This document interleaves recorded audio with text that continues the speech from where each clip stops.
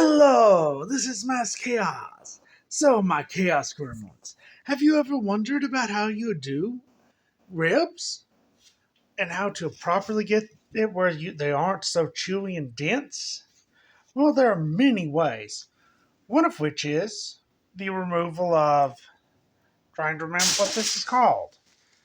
Anyway, it's at the back of the ribs. Let me flip this. There we go. But see right around in here, and I think I already moved that one. Here's one. But right here, see this little fatty stuff that's thick? Well, you want some bit of fat. You don't want all of it. Now, the easiest way is you take this, a butter knife. Technically, it's not because of certain things, but you shove it under, right at one point of the ribs where you can see. Then you turn it up on the side. Work it up. See how that's coming off? That's basically all you have to do.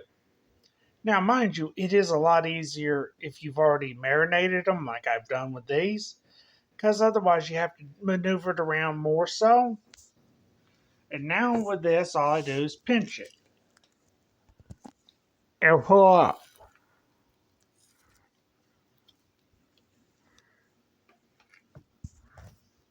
And pull up.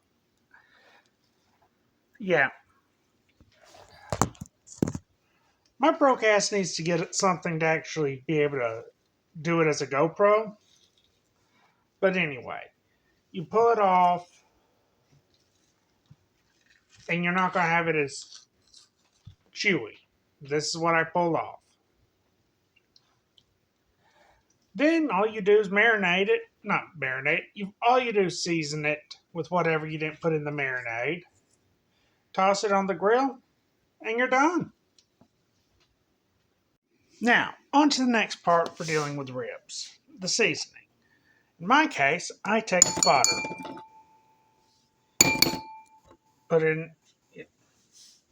Take butter and put it in a bowl. You might be wondering, well, why? Well, I'm going to melt it. I'm then going to add honey. Because with how pork is, honey or types of sugar will work to make it sweeter. Now, if you have someone who is not big on super sweet stuff, you go with honey. Also, honey does break down better. Then, of course, you put the seasoning in with everything once you've melted the butter.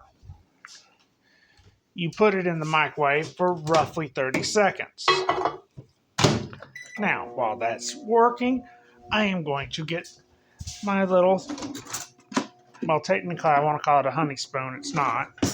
It's this. Now, if you've ever wondered, why do you dip honey out with something wooden instead of metal? That's because of certain, God, what is the term that they use? Anyway, the good things for honey that help with sinuses and a few other things get messed up when you use metal. So, because of that, you use wood. Doesn't really affect the flavor a whole lot, but there is a slight change. Not much to notice, but it exists. Now, since that's done, I get the butter out. Here's how the butter looks. Set that down. Now, I have to figure out where I put... Okay, there we go. Shut the drawer. Now, this is what I use to put it on. I mix everything up with this and work from there. If I could open the butter, not the butter, the honey. Jar lids stick, especially if the sugar, the honey, oh God. Basically honey can congeal and get dense. Honey's pretty much good forever. Not truly, because certain things can make it go bad, but properly kept honey is good for a very, very long time.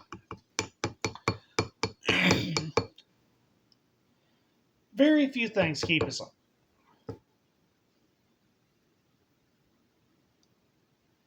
And if your honey ever does turn into crystallization, all you do is heat it up.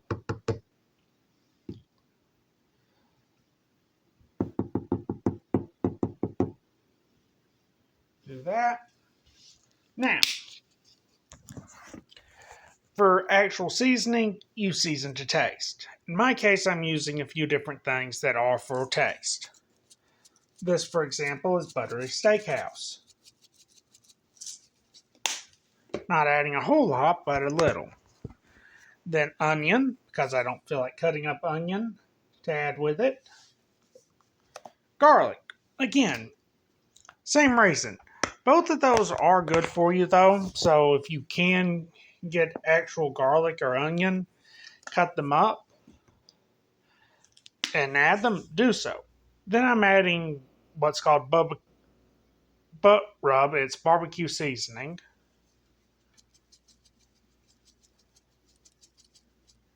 Do that. Now I stir. Mix everything together so none of it is at the top. Keep stirring until everything's thoroughly mixed in. Now, you might wonder why. This is to prevent any, or technically I want to say high or low spots, but that's not the proper terms. I don't know the proper terms because I'm not a professional. But anyway, you do that.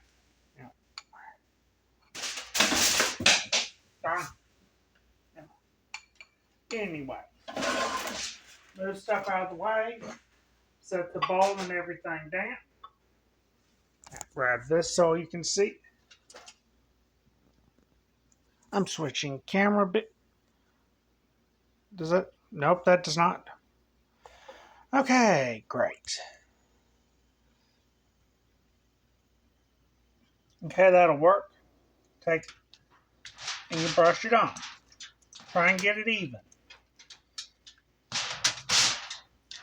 But yeah, you brush the dome, get as much as you want, then you flip it over. You want to get both sides good. Now, if you're wondering why I'm using tin foil, it's because when you put it on the barbecue grill, you don't want it to get the smoky flavor until the end, because certain things will change the difference in it. You want to cook it partially so that there's the fat and everything that cooks in, which helps to tenderize it. However, this is my opinion, and it varies depending on who you talk to for food. Everyone has their own opinion on how it should be done. This is how I've found it to turn out the best for me. Now, this is pretty much it. Thank you. Now, remember, my Chaos Gremlins, have a great day.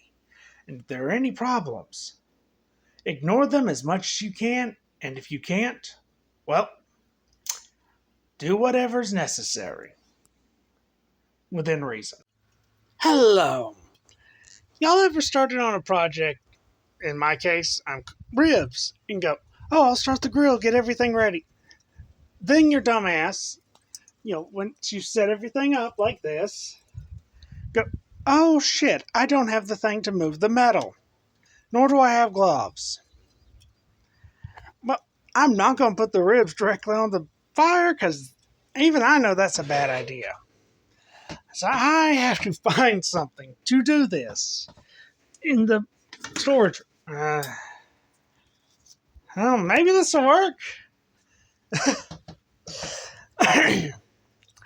I would say the name of the sponsor for today's video, but really I don't think they want to sponsor me with my insanity on this one. But yeah, no. Partially it's because I'm sleep deprived, so me being awake, sponsored by Dubby. But yeah, apparently this actually works. I am surprised that using the little bungee cord strap is working to pick this up. But the little metal works good for that. So, I've done that. Ribs are going on.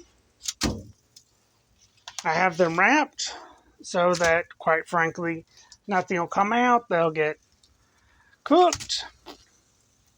Now, on this, you want to make sure that while you're doing that, you have everything ready. The mix that goes on once you open them up. Some cases this would be barbecue sauce. Some cases it would be a mixture of butter and honey and seasoning. But then you just put it on. And you do a few wipes each time. And why are my eyes set wrong? There we go. Never mind. Anyway, that's how you do it. Thank you. Thank you for listening. There'll be more talk on this later. Bye-bye. Now, on this bit, this just goes on to it, but I flip them every 30 minutes or so and move them away from the heat. So it's been 30 minutes. So I flipped them, moved them off the heat. This isn't quite the same as going low and slow or high and loud for bits of cooking. And I know it's not high and loud. I just can't remember the other term that goes with high. I like the way it sounds is high and loud. Because, you hear the fire roaring, so it's loud. Low and slow, it's slow sound. But anyway, I'm doing that. So I'm going to do it about 3 times. Third time it's going to be opened, and I'm going to then be putting stuff on to make sure it stayed properly seasoned and didn't get dried out. And I will show the end results, and I'm going to try and smoke them a little during that time. And that's about it. Thank you. Welcome back. Now, here's kind of how you want it to look when you open them up and right before you start putting everything on. Now, see this one here? It's very close to being done because of how it's sunk up on the ribs. The more of the bone you see, the closer it is to done. And once they start falling off, you know for sure they're done. Now, you just lather on a bit of the butter and everything. You do it for all 3.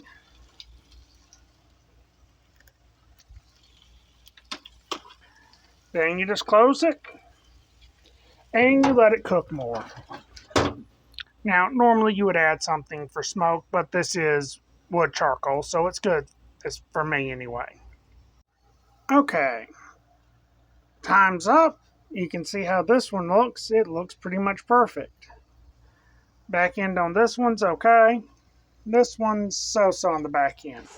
Now, technically I shouldn't flip it this way, but I can because it's cool enough, but that's about as good as you want. Look-wise. Obviously, it's not like I've got perfect burnt ends like some people would like, and this one. All good. So, end result, pretty nice. Not too greasy or anything. Everything's smooth, so now all that's left is to take it to the dinner table and it'll be done. So, thank you for watching. Remember, this is sponsored by Dubby. DUBBY. Use code name MassChaos. Get 10% off. Have a great day. Hello, this is Mass Chaos. So, my Chaos Gremlins, have you ever wondered about how you do ribs? And how to properly get it where they aren't so chewy and dense? Well, there are many ways. One of which is the removal of, trying to remember what this is called. Anyway, it's at the back of the ribs. Let me flip this. There we go. But see right around in here, and I think I already moved that one. Here's one. But right here, see this little fatty stuff that's thick? Well, you want some bit of fat. You don't want all of it. Now, the easiest way is you take this, a butter knife. Technically, it's not because of certain things, but you shove it under, right at one point of the ribs where you can see. Then you turn it up on the side. Work it up. See how that's coming off? That's basically all you have to do. Now, mind you, it is a lot easier if you've already marinated them like I've done with these, because otherwise you have to maneuver it around more so. And now with this, all I do is pinch it. And pull up.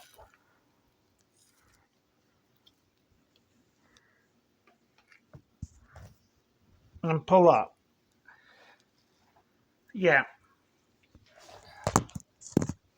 My Procast needs to get something to actually be able to do it as a GoPro. But anyway, you pull it off, and you're not going to have it as chewy. This is what I pulled off. Then all you do is marinate it. Not marinate. All you do is season it with whatever you didn't put in the marinade. Toss it on the grill, and you're done.